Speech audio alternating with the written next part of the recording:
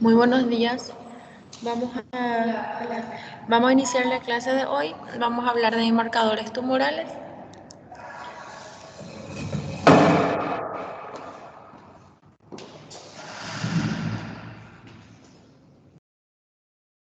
Buen día.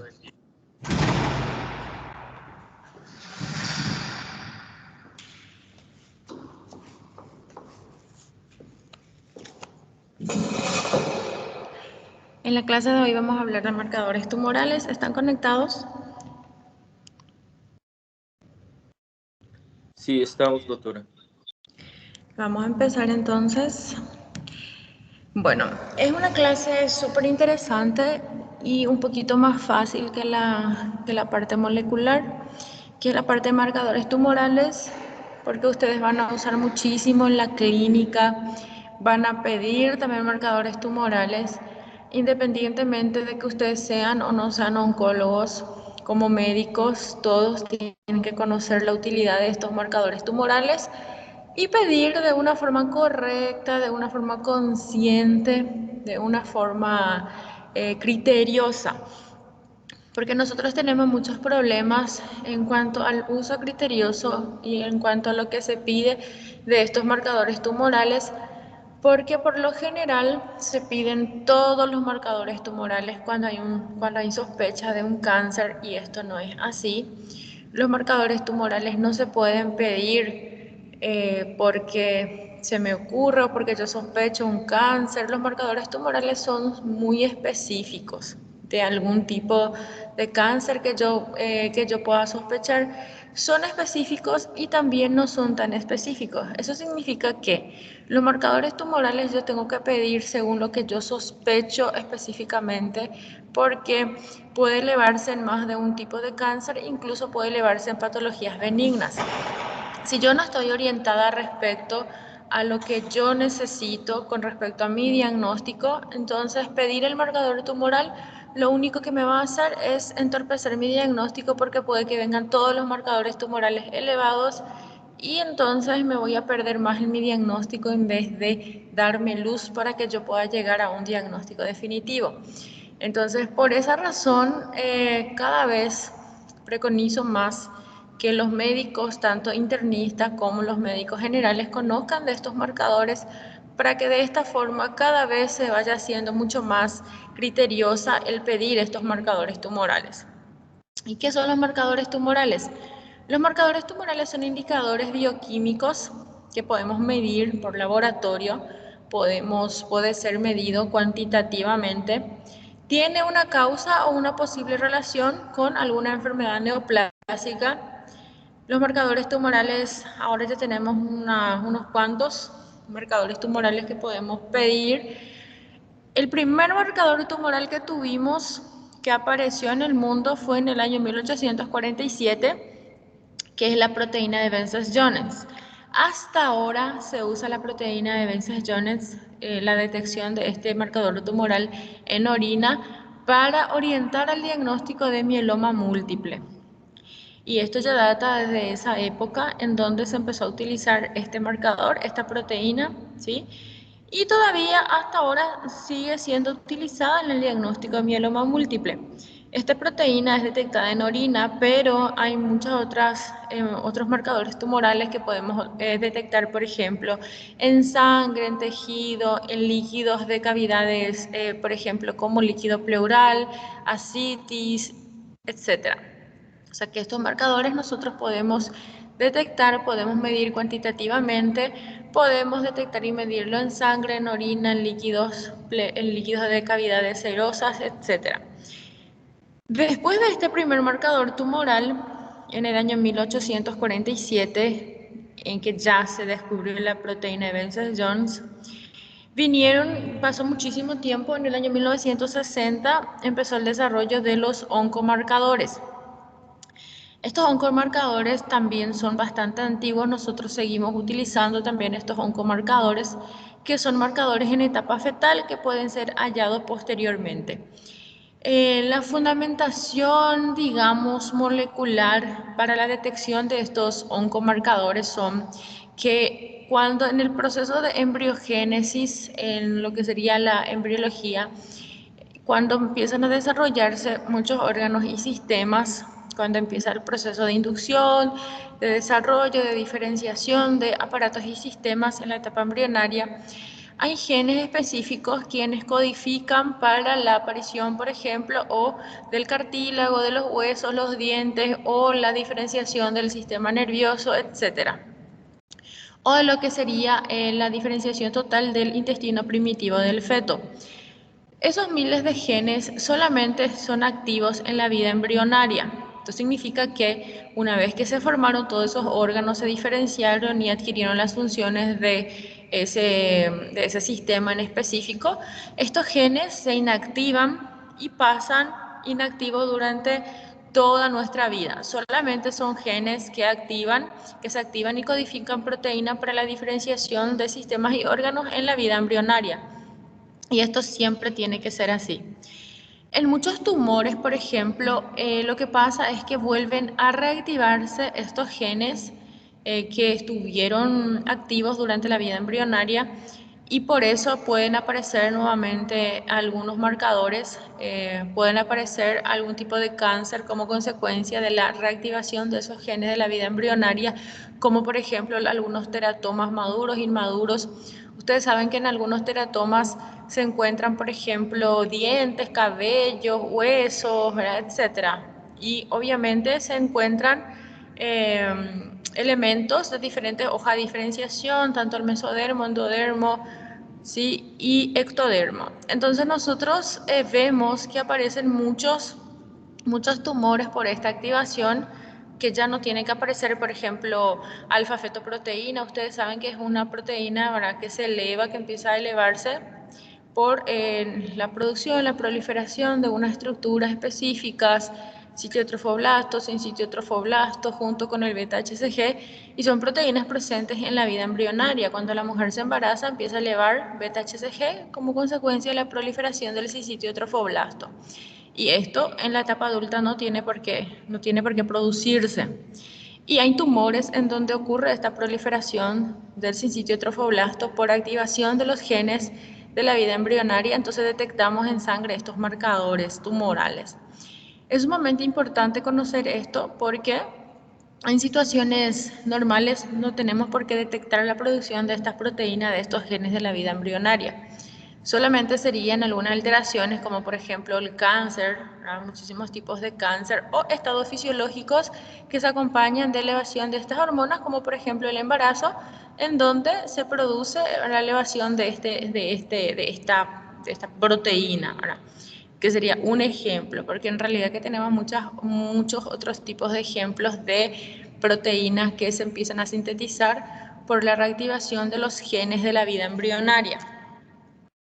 Entonces estos marcadores tumorales, como ya les dije, se pueden encontrar en el cuerpo, se pueden encontrar en la sangre, se pueden encontrar en la orina y obviamente cuando hay presencia de cáncer y producto de células cancerosas en respuesta al cáncer. No son específicos para algún tipo de cáncer en particular, aunque hay algunos tipos que yo les voy a ir diciendo, verán que nosotros manejamos con cierta especificidad, ¿sí? Cierta especificidad porque nunca es un 100% específico tampoco. Como nosotros quisiéramos que sea un marcador tumoral, esto es el sueño de todo el mundo. Por eso puse ahí marcador tumoral ideal, que sería el sueño de todas las personas, como nosotros quisiéramos que sean los marcadores tumorales. Nosotros quisiéramos que los marcadores tumorales tengan una alta especificidad y sensibilidad. Quisiéramos que sea así. Quisiéramos que la concentración sea proporcional a la masa tumoral. Esto significa que nosotros quisiéramos que, por ejemplo, a mayor carga tumoral se eleve en mayor cantidad los marcadores tumorales. Quisiéramos, pero en la vida real sabemos que no es así.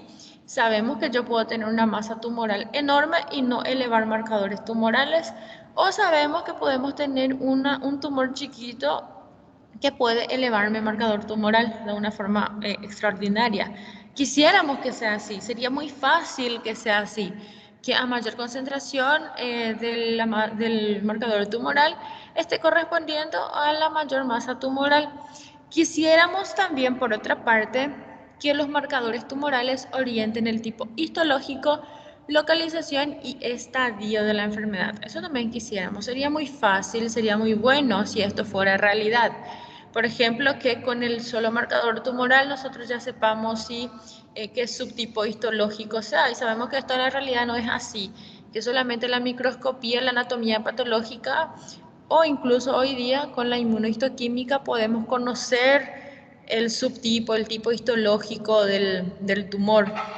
La localización y el estadio tampoco podemos conocer por los marcadores tumorales, no da topografía y no da tampoco estadio de la enfermedad.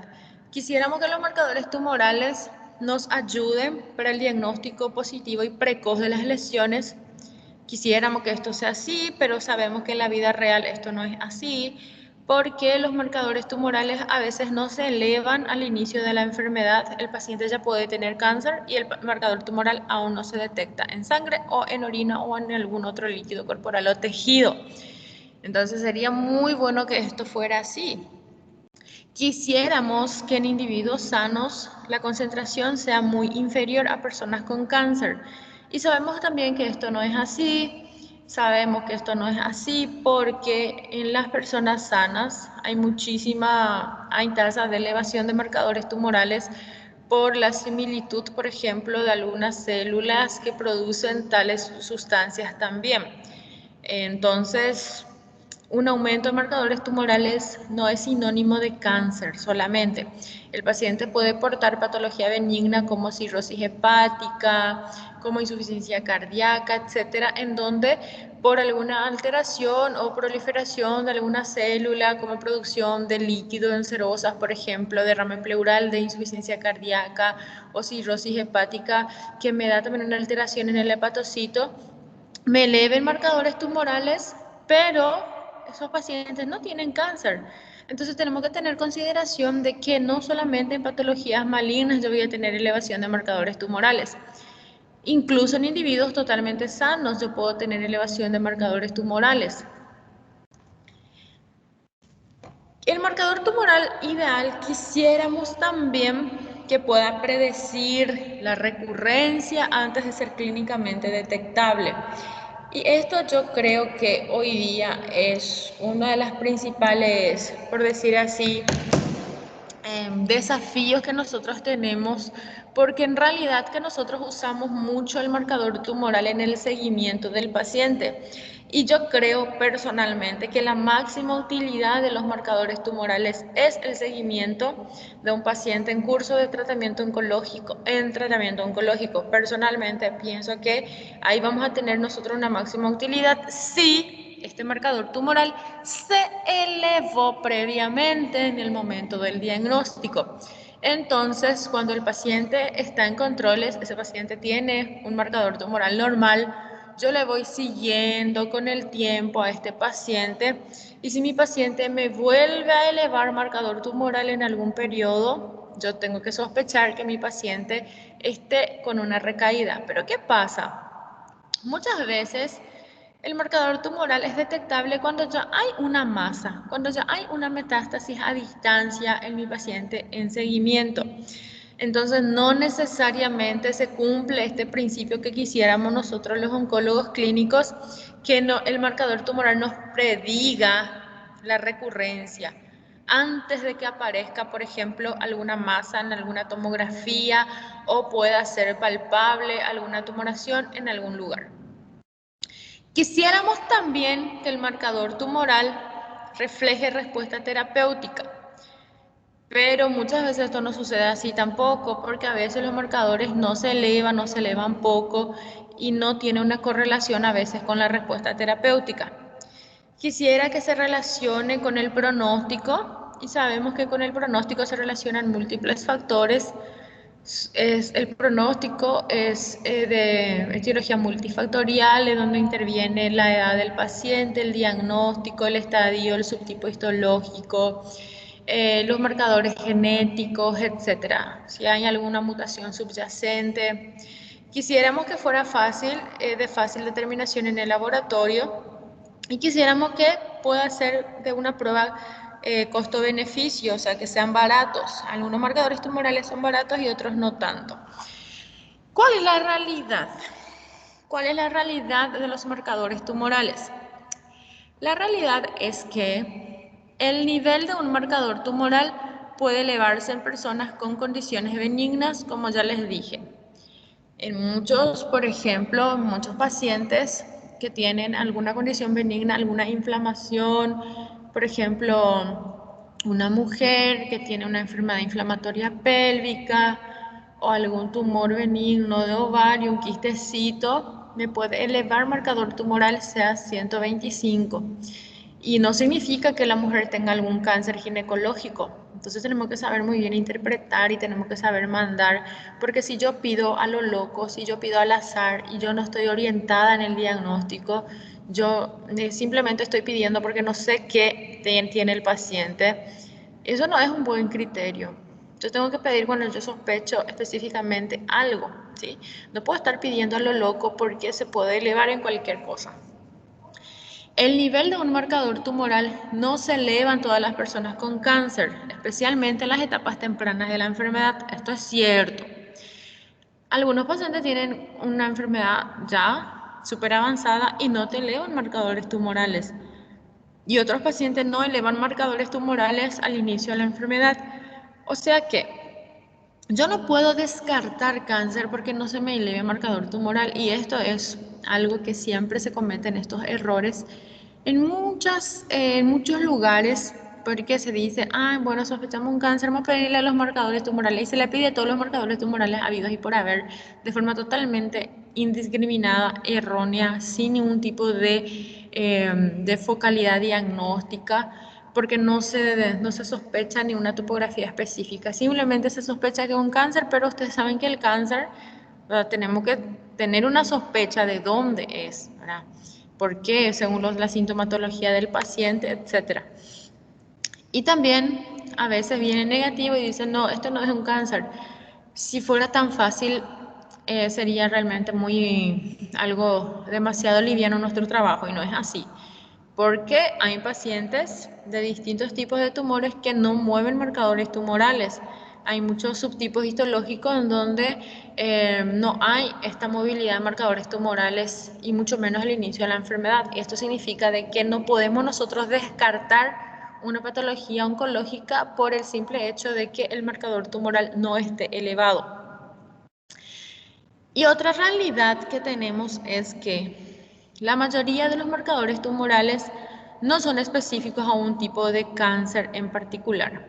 Esto es cierto, porque, por ejemplo, el antígeno carcino embrionario, el CEA, es muy útil para la detección del cáncer en el aparato gastrointestinal como tal, pero no solamente colon, sino también gástrico.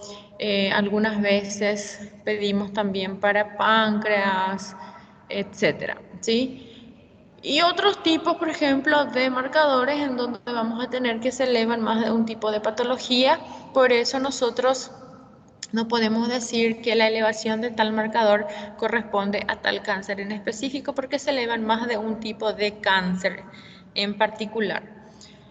Y estas serían las categorías de marcadores tumorales que tenemos, que es una amplia variedad de marcadores tumorales que tenemos, que trabajamos con estos marcadores usualmente. Tenemos las hormonas, tenemos los antígenos oncofetales, tenemos los oncogenes. En los oncogenes sí hay una lista mucho más amplia. En los oncogenes sí la lista es muchísima más amplia, porque ustedes saben que nosotros ahora tenemos panel genético de nuestras patologías, en donde pues esto es mucho más extenso. Cada día vamos identificando mucho más genes, entonces nuestros oncogenes como marcador tumoral que tenemos, nosotros usualmente detectamos en tejido, se eleva muchísimo y tenemos un arsenal genético muy extenso hoy día.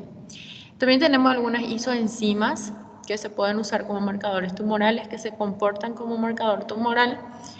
Tenemos algunas glicoproteínas que usamos mucho, realmente estamos usando bastante las glicoproteínas como marcadores tumorales, que son las que más se usan en realidad, tanto con los antígenos oncofetales, algunas hormonas, las glicoproteínas son las que se están usando con mayor, en este caso, énfasis, ¿verdad? También tenemos algunas proteínas específicas como el PCA, que utilizamos muchísimo también, que tiene bastante utilidad. El PCA hasta hoy día nosotros usamos, se va a seguir usando, porque es una proteína específica que nos ayuda muchísimo en lo que sería el cáncer de próstata y no va a haber otro marcador tumoral que le supere al PCA. Entre las hormonas, ¿cuáles tenemos? Por ejemplo, tenemos el beta-HCG, ¿sí? Entre las hormonas tenemos el beta-HCG, que después le voy a explicar específicamente cuando les hable de este marcador, ¿sí? Y ya les adelanto de que es un marcador tumoral solamente producido por algunas patologías en donde voy a tener yo esta proliferación del sincitio trofoblasto, porque por la activación de ese gen, ¿sí? De la vida embrionaria que codifica para esta proliferación, por ende se eleva en las mujeres embarazadas y se elevan algunos tumores que me producen o que me proliferan sincitio trofoblasto por activación de algunos genes de la vida embrionaria. Y calcitonina usamos mucho como hormona para la detección de algunos tipos de cáncer de tiroides, no todos elevan calcitonina, algunos tipos específicos sí me pueden elevar. La catecolaminas no usamos tanto, entre las hormonas la que más usamos es la beta-HCG y la calcitonina. En antígenos oncofetales usamos la alfa-fetoproteína, usamos muchísimo. Usamos mucho para la detección de algunos tipos de tumores, en este caso germinales, tanto gonadales como extragonadales, también en los hepatocarcinomas para la detección, ¿verdad? En algunos casos incluso me sirve de diagnóstico con alguna imagen específica hepática, sirve de diagnóstico la elevación de esta alfa-fetoproteína. El CEA, el antígeno carcino embrionario, que es sumamente útil para los tumores del aparato gastrointestinal, particularmente colon. En los oncogenes, algunos nomás le estoy citando, pero tenemos hoy día un arsenal muy extenso de oncogenes. En las clases pasadas les mostré algunos ejemplos, ¿verdad? KRAS, HRAS, NMINC, BRAF, etc. En las isoenzimas, la que más usamos realmente es la fosfatasa alcalina y la deshidrogenasa láctica, ¿sí? La deshidrogenasa láctica, LDH, usamos para algunos tipos de tumores del sistema hemolinfopoyético, linfomas, leucemias. Y en realidad que sirve bastante porque tenemos una elevación que se correlaciona con estas patologías, aunque también la no elevación no te excluye alguna patología hematológica. Entre las glicoproteínas, las que más usamos son CA125, CA19.9, CA15.3.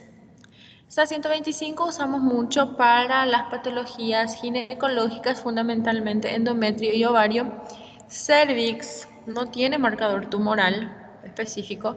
En el cáncer de cervix quizá pueda servir el CEA, el antígeno carcino embrionario, quizá. Pero en realidad yo no acostumbro pedir absolutamente ningún marcador para el cáncer de cervix porque no se ha encontrado que no hay ninguna correlación entre estos marcadores y el cáncer de cervix, su estadio o su diagnóstico. Pero en endometrio y ovario sí puede ser de utilidad el CA125. Después tenemos el CA19.9, ¿sí? Que se usa mucho para la detección, por ejemplo, o el diagnóstico, en este caso el cáncer de próstata. Yo creo que uno de los marcadores que más enfocan y orientan al diagnóstico realmente entre todos los que tenemos, porque una elevación muy considerable del CA19.9 sí te puede orientar bastante para el diagnóstico del cáncer de páncreas.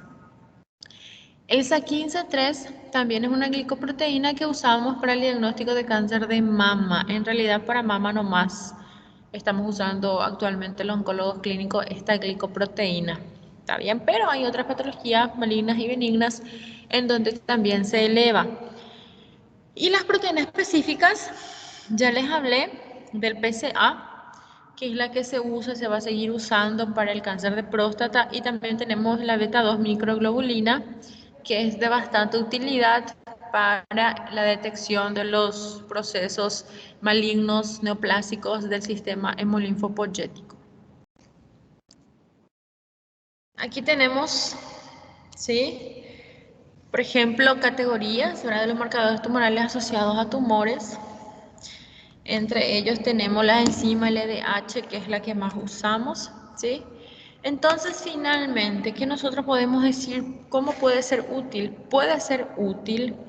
Con esto yo no estoy diciendo que con el marcador tumoral se hace el diagnóstico, se hace el pronóstico, el seguimiento. Puede ser útil. Nosotros planteamos su utilidad en la detección, diagnóstico, pronóstico, seguimiento y recurrencia, ¿sí?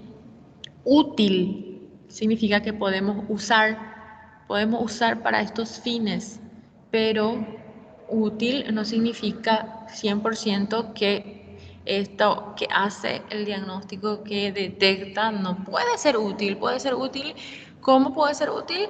Complementando con otras técnicas diagnósticas de imágenes, complementando con la clínica, con la sospecha diagnóstica específica dirigida a la patología que yo quiero diagnosticar, ¿sí? Bueno, vamos a hablar entonces de unos de los marcadores tumorales que usamos muchísimo, que ustedes van a usar muchísimo también, que se eleva muchísimo en muchísimos tipos de cáncer también, y por eso tienen que orientarse bastante para pedir este marcador tumoral. El CEA, que es una glucoproteína oncofetal, en realidad, bueno, el CEA es el antígeno carcino embrionario. Antes, en una época muy antigua, se creía que era un marcador específico para el cáncer del colon, ¿sí? Anteriormente se pensaba de que solamente se elevaba en el cáncer de colon, que solamente servía para la detección del cáncer de colon, que no se elevaba en otra patología que no sea cáncer de colon. Y hoy día sabemos nosotros, obviamente es bastante útil para la detección de cáncer de colon si yo tengo una sospecha, por ejemplo, clínica de un paciente con un síndrome anémico, una masa palpable, o un paciente con alteración del hábito defecatorio, anemia. Yo le pido sea el antígeno carcino embrionario bien elevado. Obviamente me acerco muchísimo al diagnóstico de cáncer de colon. Me sirve muchísimo en ese contexto de que yo tengo una sospecha clínica dirigida al cáncer de colon. Pero si yo no estoy orientada, entonces no me sirve. ¿Por qué?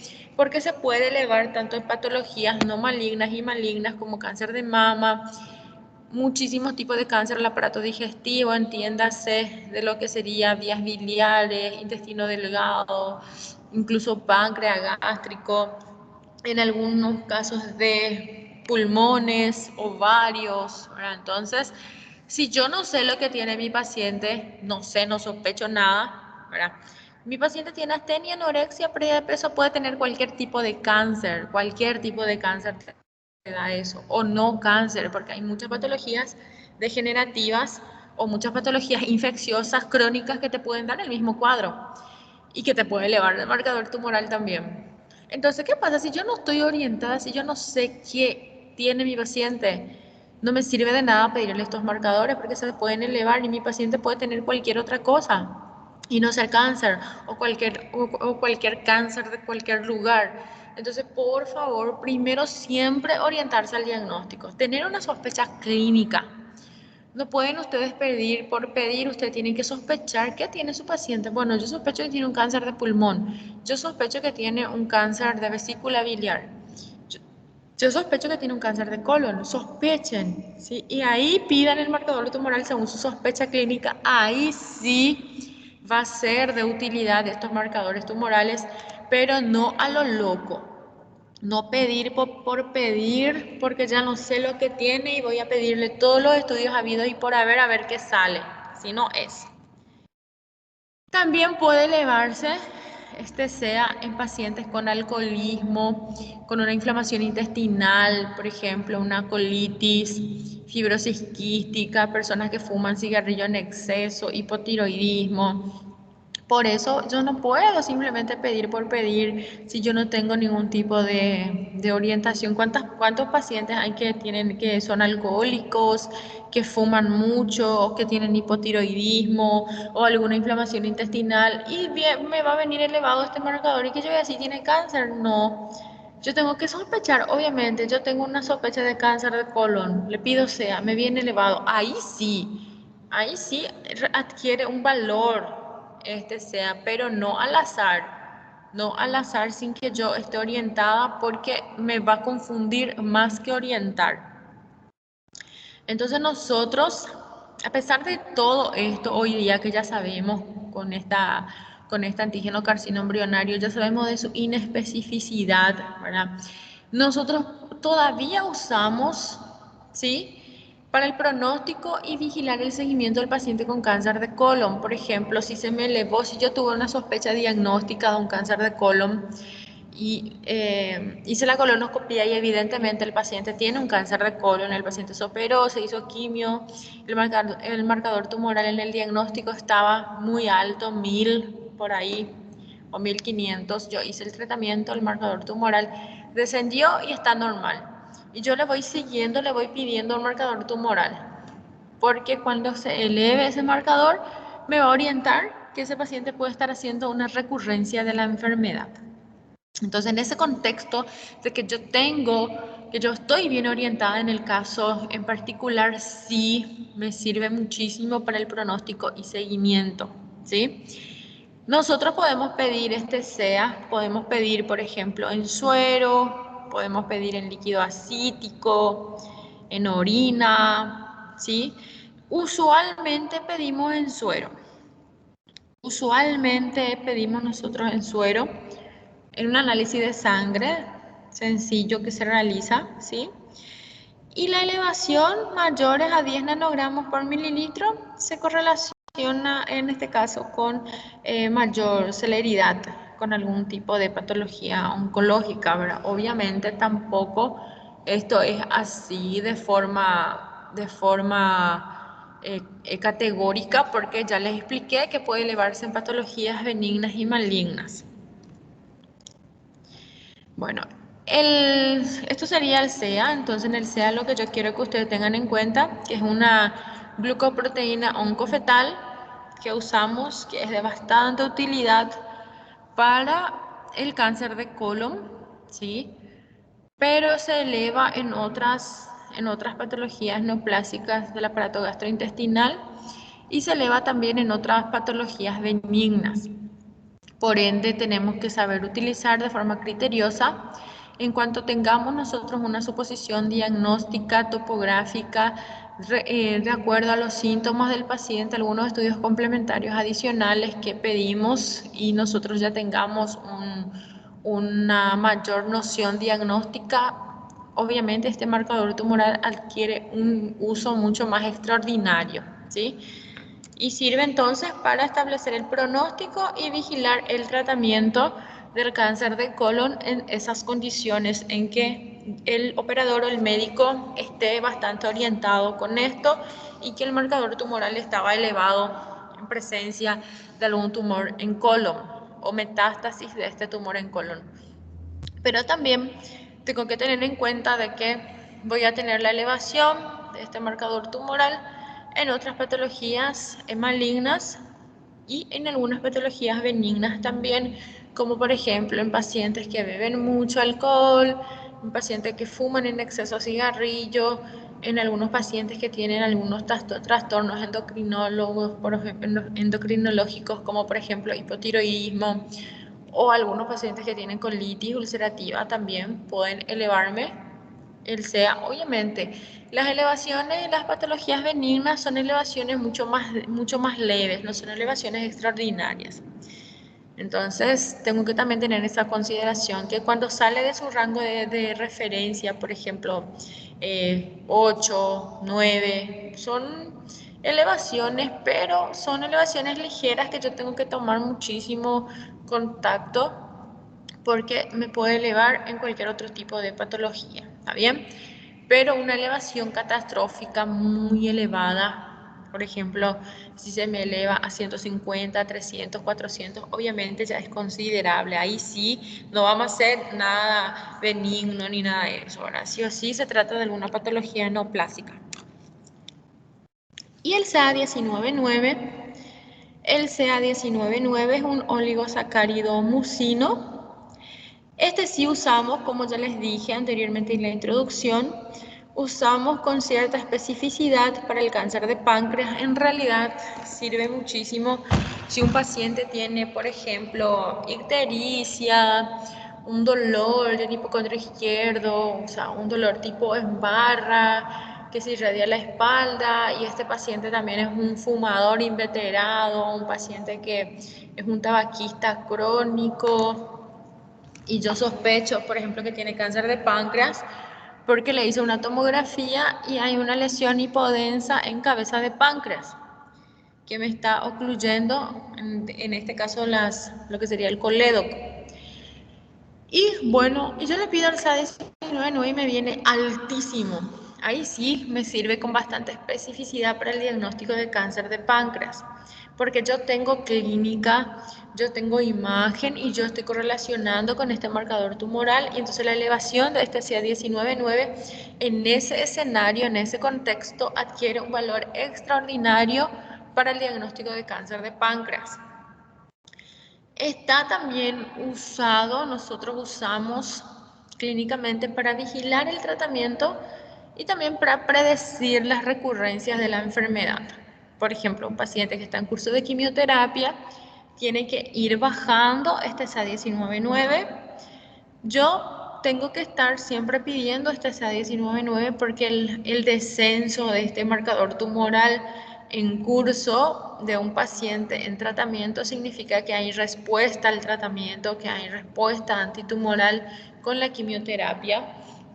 Pero si de pronto el paciente se está haciendo un esquema de quimioterapia y yo mido SA19-9 y tenía 400, posterior a 2 ciclos de quimioterapia, mi paciente me elevó a 450 y luego me elevó a 500, yo no puedo seguir con el mismo esquema de quimioterapia.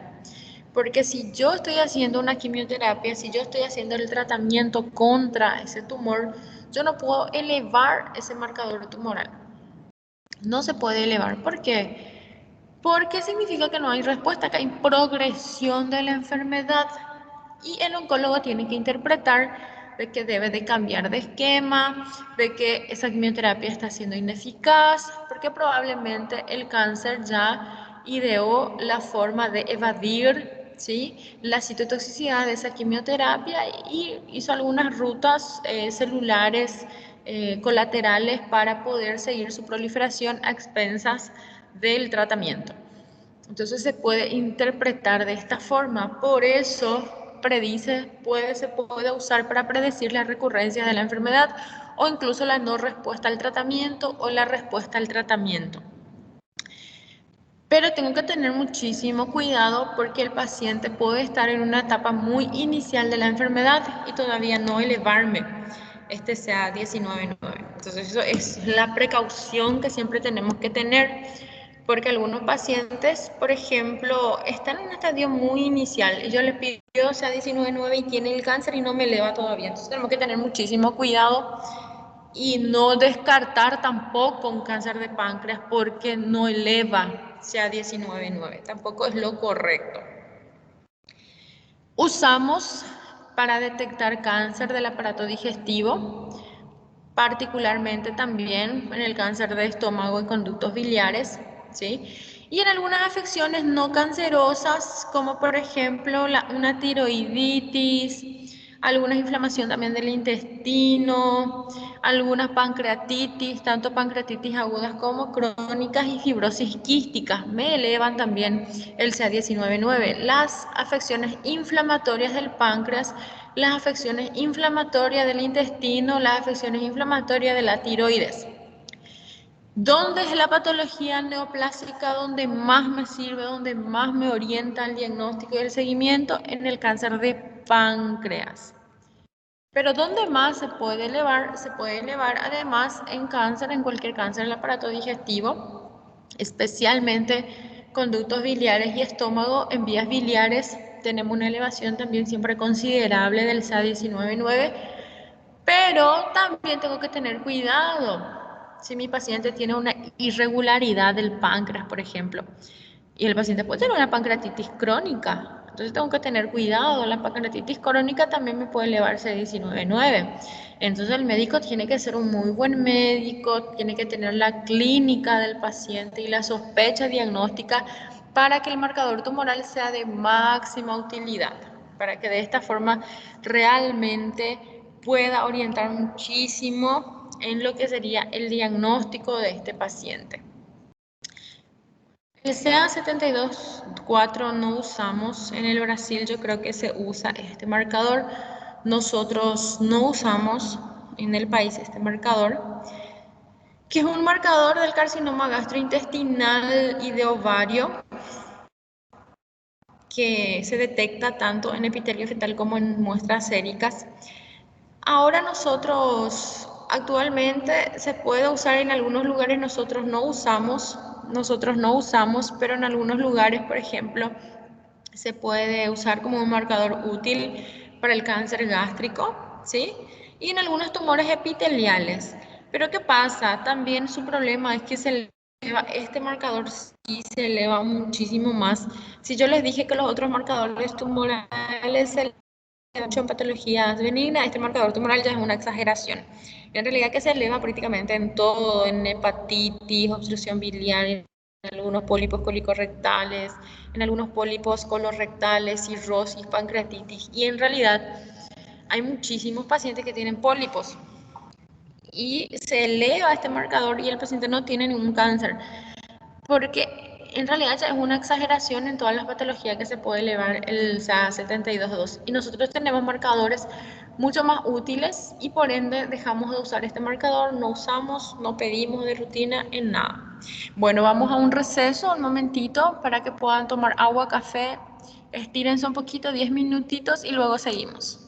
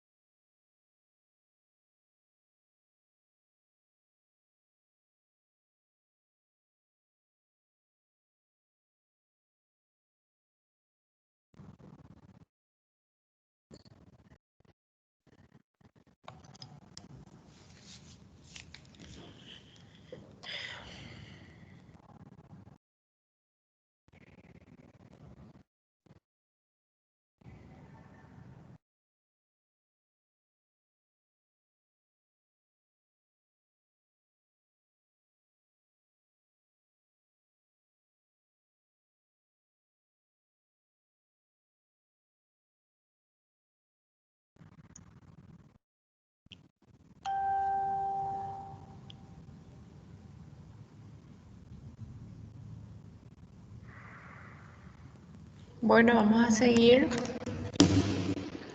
seguir con la clase para terminar en breve. El CA-125. El CA-125 es un buen marcador para el carcinoma de ovario y endometrio. Usamos muchísimo para las patologías ginecológicas en realidad. ¿Me escuchan? ¿Me escuchan?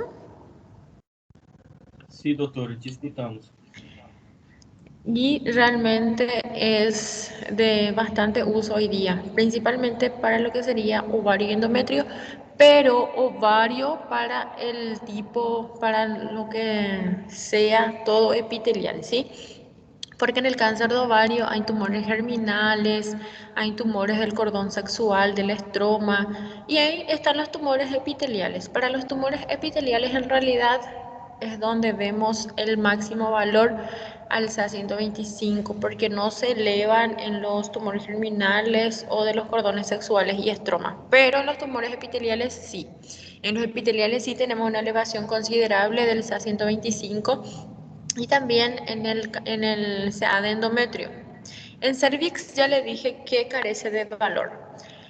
El C125 es una glicoproteína transmembrana de tipo mucina que es producida por las células en el útero, en el cervix, serosa como pleura, peritoneo y pericardio, pero paradójicamente, a pesar de ser producido por lo que sería la serosa del cervix, no se eleva en el cáncer de cervix, pero también se producen las serosas de otros epitelios, como por ejemplo pleura, peritoneo y pericardio, ¿sí? Por eso puede experimentar un ascenso en pacientes que tienen derrame pleural, en pacientes que tienen derrame pericárdico o los que tienen ascitis. El SA-125, ¿sí? El más del 80% de los carcinomas de ovario epiteliales se elevan, ¿sí? Los carcinomas epiteliales no mucinosos, y menos frecuentemente en los carcinomas de células claras y endometriales. O sea que fundamentalmente tenemos la elevación del CA-125 en los carcinomas de ovarios epiteliales. Estamos diciendo más del 80%. Pero carcinomas de ovario epiteliales no mucinosos, porque tenemos los carcinomas de ovario epiteliales mucinosos, en donde la elevación del CA-125 tampoco es muy considerable. Y también tenemos los carcinomas epiteliales de ovario de células claras y los carcinomas de tipo epiteliales de ovario endometriales, ¿verdad? O endometrioides, en donde tampoco se eleva mucho el CA-125, pero la elevación es máxima, ¿sí? En otros tipos de epiteliales de ovario. En algunas afecciones no malignas también se elevan, como el embarazo fisiológico, la fibromatosis uterina, pancreatitis y enfermedad inflamatoria pélvica. Fundamentalmente la enfermedad inflamatoria pélvica, considerando que usualmente se sospecha de cáncer ginecológico en mujeres en una vida sexual activa todavía, tenemos que tomar muchísima precaución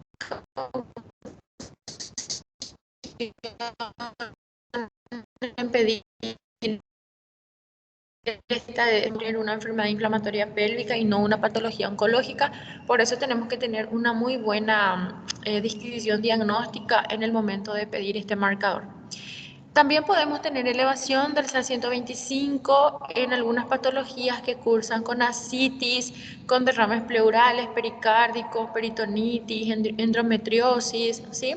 Y son los responsables de los falsos positivos. Por ejemplo, se pide, algunos pacientes con cirrosis hepática tienen muchísima ascitis, derrame pleural, y en estos pacientes, por ejemplo, podemos tener una elevación del CA-125 y esto no me traduce ninguna patología oncológica.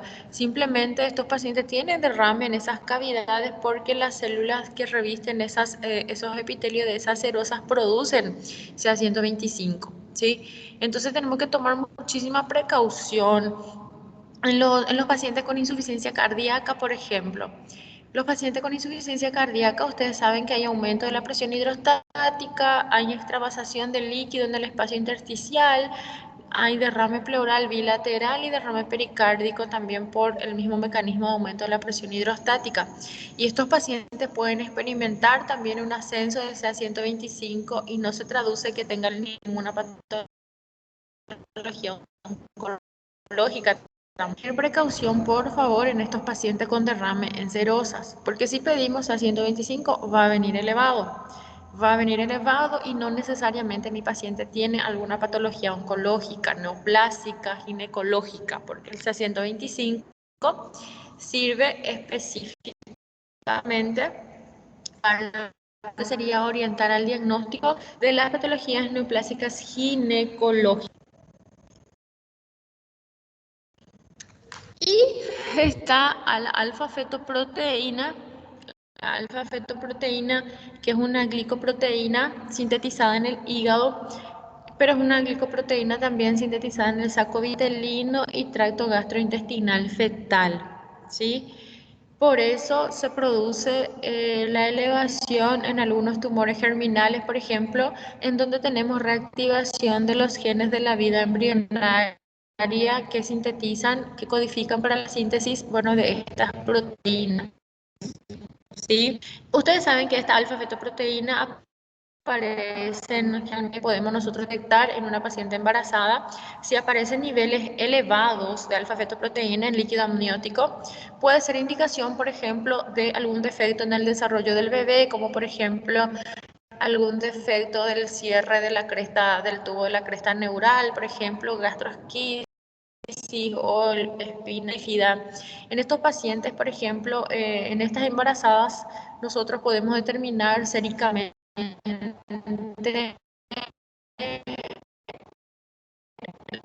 la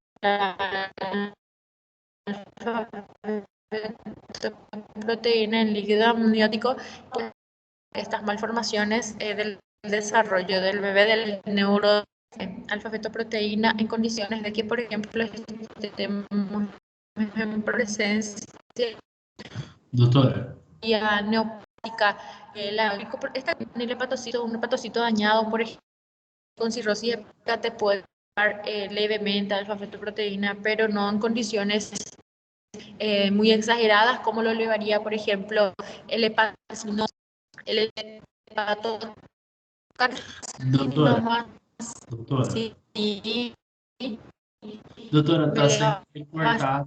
tanta proteína como consecuencia de esa injuria tisular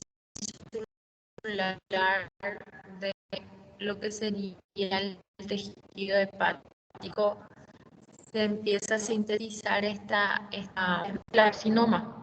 Pero también se elevan ciertas situaciones, por ejemplo, en que el paciente tenga algún tumor germinal de ovario o de testículo con presencia de saco vitelino en ese tejido. También yo puedo tener la elevación de alfa-fetoproteína o algún seno endodérmico ahí, presencia de saco vitelino o algún seno endodérmico como consecuencia de la reactivación de genes presentes en la vida embrionaria que me puede dar en la presencia de esas hojas, por ejemplo, o de esas estructuras del saco vitelino o en algunas estructuras del seno endodérmico, y obviamente estos son estructuras productoras de alfa-fetoproteína. Y en esos tumores germinales con contenido, ¿verdad?, de estos tejidos, sí yo puedo tener elevación de alfa-fetoproteína. Bueno, entonces los niveles descienden gradualmente.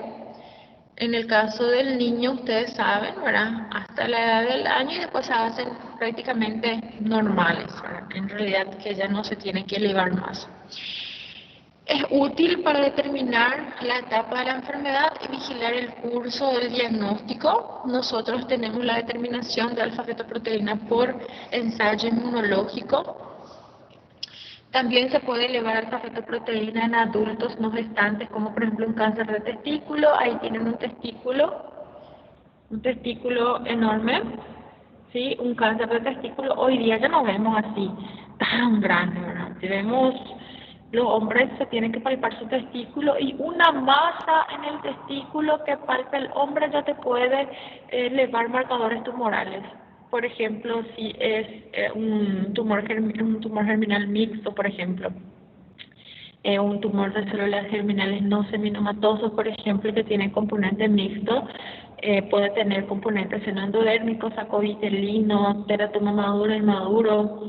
Estos tumores germinales mixtos sí me elevan muchísimo alfa-fetoproteína porque, como ya les dije, puede ser que se haya producido por la reactivación de algunos genes procedentes de la vida embrionaria que me van a dar lugar a la diferenciación de estos tejidos en ese tumor, que se diferencie, por ejemplo, en sacovitelino o un seno endodérmico, y obviamente me va a dar la producción de esta glicoproteína, en realidad que es una oncoproteína. Y entonces puedo yo tener elevación en los tumores germinales de testículo, pero también tengo que tener cuidado con la alfa-fetoproteína porque se puede elevar en la cirrosis hepática, como ya le dije, en todo caso de que se produzca una injuria, una destrucción de los hepatocitos, el hígado me puede sintetizar esto. Obviamente no niveles muy elevados, pero sí me puede tocar. Y si yo no sé interpretar, puedo diagnosticar erróneamente una patología oncológica en un paciente ascítico o cirrótico con una destrucción hepática considerable o con hepatitis, principalmente hepatitis B, y en determinado uso, ¿verdad?, de sustancias tóxicas como por ejemplo drogas, la marihuana me eleva alfa-fetoproteína, ¿sí? Y tengo que tener en cuenta siempre en los pacientes, por ejemplo, con tumores germinales que ya están curados, que ya terminaron su tratamiento. La mayoría de estos pacientes con tumores germinales son pacientes jóvenes. Son pacientes que están entre 20 y 30 años, son pacientes jóvenes.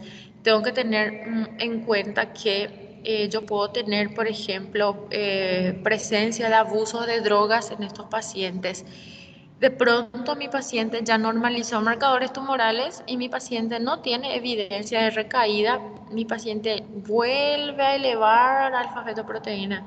Yo tengo que tener muchísimo cuidado porque a veces estos pacientes jóvenes abusan de la marihuana y yo puedo tener una elevación de alfa-fetoproteína y yo tengo que tener cuidado de no meterle otra quimioterapia al paciente, sino indagar, averiguar bien, ver si hay alguna enfermedad medible, si apareció algún nódulo, algún ganglio retroperitoneal, algo que me indique a mí una evidencia de la enfermedad, de la recaída o la presencia de la enfermedad, y no que sea una elevación transitoria de estos marcadores tumorales por el abuso de drogas. Entonces siempre tenemos que indagar bien este aspecto, que ya tuvimos casos de pacientes que ya están en controles súper bien, respondieron súper bien con desaparición total de la masa tumoral y normalización de marcadores tumorales, que al cabo de algún tiempo me vuelve nuevamente a elevar ligeramente alfa-fetoproteína. Entonces, esas elevaciones ligeras hay que indagar mucho porque ustedes saben que hoy en día tenemos presencia de muchos pacientes que hacen uso de las sustancias ilícitas, ¿verdad? Bueno, pero sí, alfa-fetoproteína, ¿verdad?, es sumamente importante y adquiere un valor bastante importante en lo que sería hepatocarcinoma y los tumores germinales, tanto de ovario como de testículo. Ya les dije también al inicio, que adquiere también un valor, ustedes seguramente que en ginecología, en obstetricia, ya hablaron de que cuando se sospecha alguna normalidad en el feto, mediante la amniocentesis podemos hacer también determinación de alfa-fetoproteína, cuya elevación en el líquido amniótico me traduce en defectos del cierre, ¿verdad?, del tubo de la cresta neural, como por ejemplo espina bífida y otras patologías. También puede elevar levemente en el líquido amniótico de embarazos múltiples, trillizos, gemelos, pero la elevación es poca. Tenemos también en algunas malformaciones congénitas, en donde está hiper disminuida, ¿verdad?, por niveles por debajo de la normalidad, en los pacientes con síndrome de Down, por ejemplo. En algunas malformaciones congénitas, como por ejemplo en una insuficiencia placentaria, atresia intestinales, gastrosquisis, onfalocele, ¿verdad?, hay niveles superiores de la normalidad del líquido amniótico o niveles inferiores a la normalidad. Ambos me pueden traducir alguna alteración congénita. Eso sería aparte de lo que sería el mundo para los en oncología, ¿verdad? Cáncer de testículo, tumores germinales, ovario, también tumores germinales me puede elevar alfa feto y los hepatocarcinomas. Está otro marcador tumoral que en realidad es una hormona, ¿sí?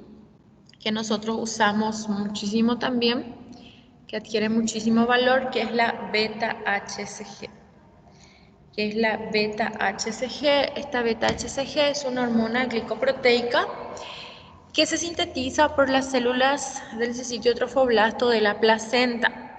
Tiene dos subunidades que ustedes ya conocen, la subunidad alfa y la subunidad beta. Proteína, ya les dije, ¿verdad? Que se sintetiza por las células del sitio trofoblasto de la placenta.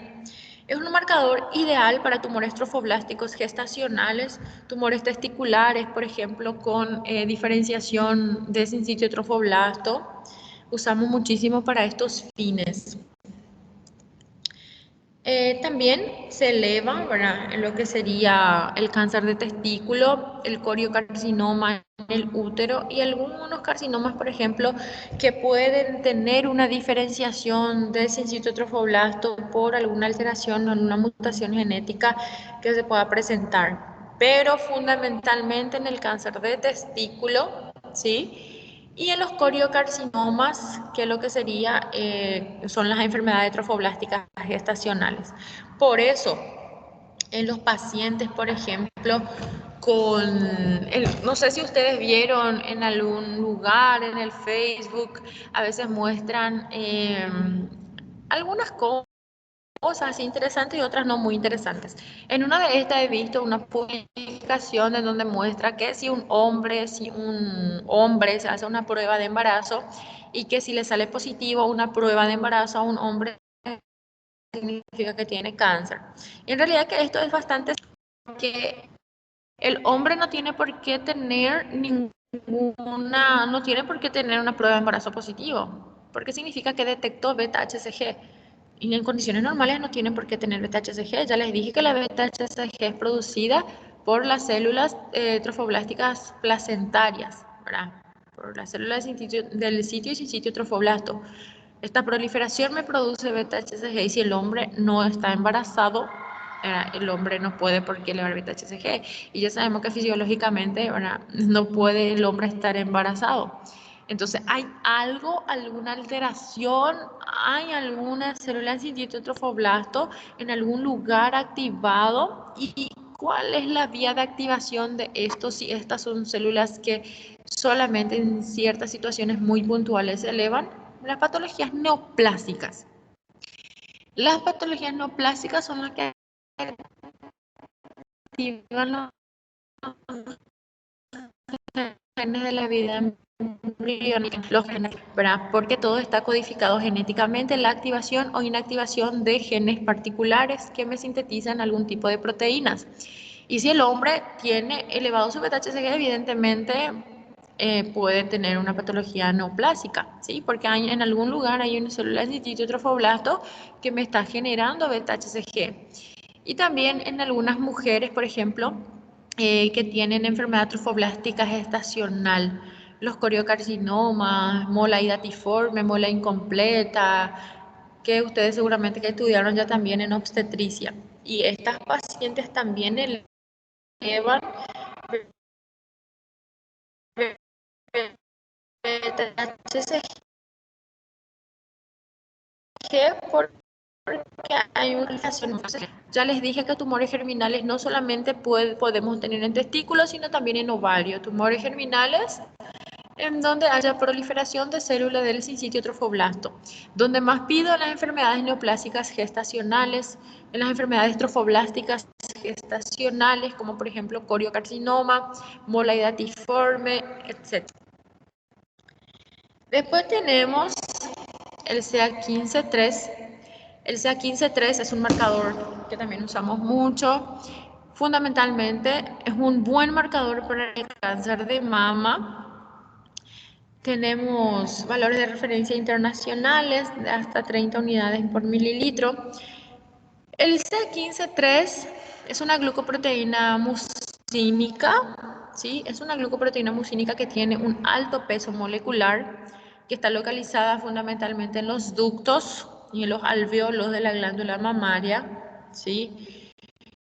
Entonces esta glucoproteína que está localizada en esos ductos y en los alvéolos de la glándula mamaria a veces adquieren una importancia extraordinaria para la detección del cáncer de mama. Nosotros hacemos monitoreo del curso clínico en estos pacientes con cáncer de mama cuando sospechamos cáncer de mama. También se puede elevar, por ejemplo, en cáncer de ovario, pero nosotros no usamos en esos fines porque fundamentalmente la elevación viene porque está presente en los ductos y alvéolos de la glándula mamaria y alguna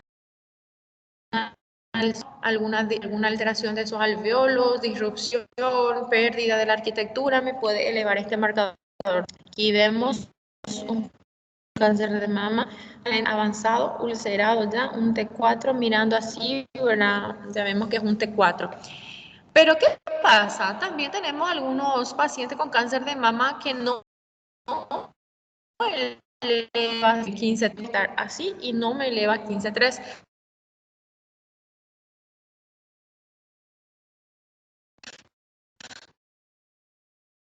O sea que no es avanzada fundamentalmente, va a elevar fundamentalmente en el cáncer de mama metastásico. El 70 al 1% de estas pacientes me van a elevar el CA15-3. Sí, me elevan otras patologías epiteliales, nosotros no usamos en otro contexto. Yo quiero ya que ustedes graben en su mente y también en el examen les voy a preguntar y cuando les pregunten dónde tenemos la máxima utilidad del SA15-3, en los pacientes con cáncer de mama metastásico, en los pacientes con cáncer de mama. No usamos para otros fines. Podemos también tener alteración en enfermedades benignas como hepatitis crónica, cirrosis, tuberculosis y lupus. Entonces yo tengo que pedir, cuando yo sospecho, tengo la sospecha clínica, yo pido. Yo no pido el CA15-3 para yo poder diagnosticar. No, yo tengo que diagnosticar, yo tengo que palparle a la paciente, sentir el nódulo, biopsiar el nódulo y si me viene carcinoma ductal infiltrante le pido su marcador tumoral y si me viene elevado, sí, ahí esa elevación se correlaciona con el cáncer de mama y me va a ser de utilidad clínica en el seguimiento de esta paciente. Pero yo no le voy a pedir para evitar palpar una mama, para ver si se eleva o no. Si no se eleva, no tiene cáncer de mama. Si se eleva, voy a buscar si tiene o no tiene. No, es así. Yo tengo que palpar, yo tengo que diagnosticar, yo tengo que ver ese nódulo, yo tengo que pedir estudio de extensión para estadificar a mi paciente y yo le pido un marcador tumoral como un estudio más que le pido y que si se eleva me sirve muchísimo para yo poder tener una pauta para el seguimiento y la respuesta al tratamiento de estas pacientes. Después tenemos el PSA, bueno, el PSA, ya les hablé del PSA, que es el antígeno específico de la próstata, antígeno prostático específico, que es un marcador útil en el seguimiento, pronóstico y control evolutivo del cáncer de próstata, ¿sí?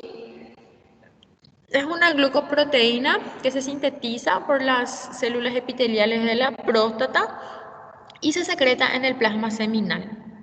Su función, ustedes saben que la función del antígeno prostático específico es provocar la licuefacción del coágulo seminal. Pero no solamente se eleva en el cáncer de próstata, ustedes saben del que el PSA se puede elevar en cualquier paciente que se ha sometido, por ejemplo, a alguna intervención prostática, que se ha hecho una ecografía prostática, una biopsia prostática, incluso un tacto rectal así muy invasivo puede tocar y elevar ligeramente mi PSA. Y los pacientes con hiperplasia prostática benigna también pueden experimentar un ligero ascenso de este PSA. Obviamente, tiene máximo valor los pacientes con cáncer de próstata. Yo palpeo una próstata anormal, ¿verdad? Y ahí yo le pido el PSA. Yo no le pido PSA para no hacer el tacto rectal. Yo le hago el tacto rectal, yo palpo una próstata anormal. Ahí sospecho que tiene un cáncer de próstata y yo le pido su PSA y la elevación del PSA con un tacto rectal patológico, obviamente me habla muchísimo de que estoy yo haciendo un diagnóstico de un cáncer de próstata. Hoy día ya no tenemos que más hacer ningún cálculo nosotros porque el laboratorio ya nos da las cifras exactas del PSA libre y el PSA total, ¿sí? Un nivel menor de PSA libre indica mayor probabilidad de tener cáncer de próstata, ¿sí? Entonces corresponde hacerse biopsia. Y se hace un cálculo aquí en la asociación de lo que sería el PSA libre con el PSA total, ¿sí? Y vemos de que según el cálculo el resultado puede estar o no asociado a la hiperplasia prostática benigna o al cáncer prostático. Si tenemos un nivel inferior del PSA libre, indica que el paciente probablemente va a tener, la probabilidad de tener cáncer de próstata es mucho mayor, ¿sí? Entonces ese cálculo se hace, en realidad antes se hacía mucho, ¿verdad? Que es el cálculo entre PSA libre y el porcentaje de PSA libre. Se utiliza mucho para diferenciar entre hiperplasia prostática benigna y cáncer de próstata. Otros marcadores tumorales que nosotros tenemos, que podemos usar, es la ferritina. Nosotros no usamos ferritina como marcador tumoral, pero se puede utilizar, por ejemplo, para detectar alguna perturbación del metabolismo del hierro y la eritropoyesis. Los hematólogos usan mucho, ¿sí? Entonces se eleva en cualquier enfermedad que provoque perturbación del metabolismo del hierro y la eritropoyesis. Pero también se eleva en anemia plástica, en leucemias, mieloma, cáncer gástrico, pulmonar, mama. Nosotros no usamos en tumores sólidos, no usamos en ningún tumor sólido la ferritina. El uso máximo sería en para lo que sería leucemia, mieloma y perturbación del metabolismo del hierro en general. Nosotros en tumores sólidos usamos. Después tenemos otras determinaciones, beta-2 microglobulina. La beta-2 microglobulina, ¿no?, que es un marcador útil para leucemias, linfomas, mieloma múltiple. Algunos pacientes que padecen HIV me pueden elevar ligeramente beta-2 microglobulina, pero adquiere una máxima utilidad en las patologías neoplásicas de lo que sería el sistema hemolinfopoyético, ¿sí? Principalmente usamos para detectar linfomas, leucemias, y en algunos casos mieloma múltiple, leucemias, linfomas, mieloma múltiple, beta-2 microglobulina. Después están estos, ¿sí?, que nosotros usamos en menos cantidad, pero también se usan en ciertas condiciones. Hidroxiprolina, que es un aminoácido que se eleva en pacientes con metástasis ósea. Algunas inmunoglobulinas se sigue usando, por ejemplo, la electroforesis de proteínas para ver qué fracción está elevado, para ver si no hay una alteración en una de estas inmunoglobulinas de cadenas ligeras. Para la detección del mieloma múltiple, por ejemplo, se sigue usando muchísimo la electroforesis de proteínas para detectar estas inmunoglobulinas anormales. Después tenemos las poliaminas, esperminas y espermidina, que se usan en los pacientes con tumores del sistema nervioso central. Bueno, esto ha sido marcador tumoral. Espero que haya sido lo bastantemente resumido para que ustedes no se enreden y puedan interpretar y puedan obviamente orientarle bastante en su estudio. ¿Tienen alguna duda? Tienen que escuchar muchísimas veces esta clase, porque yo, conforme fui hablando de los marcadores tumorales, yo fui diciéndole a ustedes verbalmente en qué tipo específico vamos a pedir, y el examen va a ser así. Por ejemplo, cáncer de próstata, CA 19-9, cáncer de colon, CA, cáncer de ovario epitelial no mucinoso, CA 125, cáncer hepatocarcinoma, alfa-fetoproteína, así. Yo les fui diciendo a ustedes conforme yo fui hablando de cada marcador, sus características y dónde nosotros más usamos, dónde tiene máximo valor. Y eso es lo que yo quiero que ustedes tengan en cuenta para poder estudiar en su examen y que sea muy productivo todo. Es muy difícil realmente hacer un examen sin escuchar o estar en mi clase porque yo digo todo lo que les voy a preguntar usualmente en las clases, ¿sí? Entonces, si los compañeros no estuvieron en la clase, no van a pasar el examen leyendo solamente las diapositivas, tienen que escuchar el audio, ¿está bien? ¿Tienen alguna pregunta?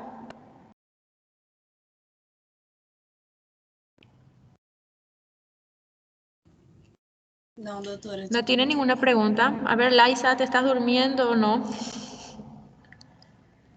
Estamos aqui, doutora. Parece que Laisa se Estamos aquí. durmió, ¿verdad?